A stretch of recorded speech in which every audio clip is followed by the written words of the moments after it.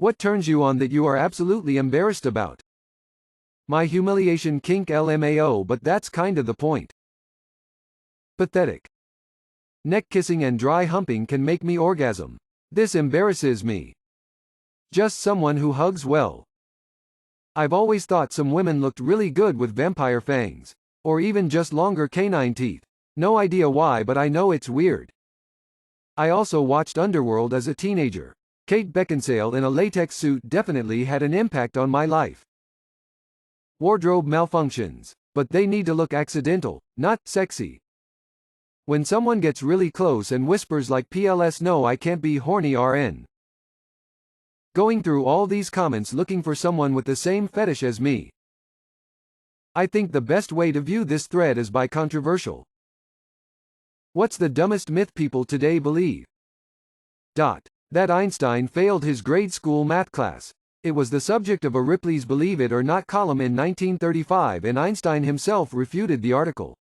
In primary school he had been at the top of class and by 15 he had mastered differential and integral calculus.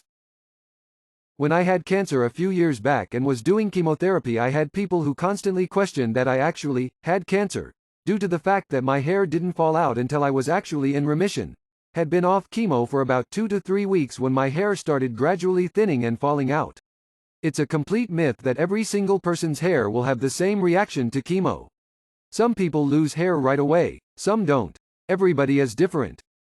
I remember the myth that gum takes 7 years to fully pass through your digestive system. What is a weird smell you enjoy? Cap gun paper, after use. Burnt match. Old comic books. The aging paper smells like heaven, which is so much better than the plastic, barely paper stuff that's used today.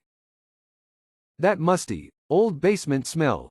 It is how my grandma's basement smelled when I was a kid, and it was filled with all sorts of treasures, perfect for exploring on rainy summer days. Petrol, gasoline. Fresh plastic pool toys. When you go into a shoe store and you smell the plastic of the soles of the shoe. It smells like petrol but way better. I love that. WD-40. 90% of these answers are not weird smells, but smells everyone enjoys. Burning wood and metal being cut by a chainsaw.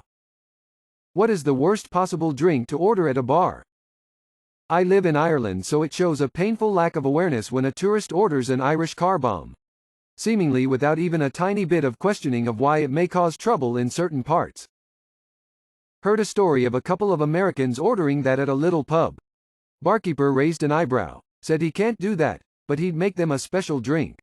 He put down 2 tall skinny shot glasses, filled them with Bacardi 151, and lit them on fire. Said, "We call that the Twin Towers." Tito's and vodka always cracks me up. Ramos Gin Fizz. It's a New Orleans drink that's so labor-intensive. NOLA bars often have special paint shaker-like machines to shake the drink for 10 minutes so they don't have to. What's the dumbest thing you've ever heard someone say? My mother, a Missourian, who was in New York. Mom. How do you get to such and such place? Me. I dunno Mom, just Google it. Mom. Stunned. Does Google work outside of Missouri?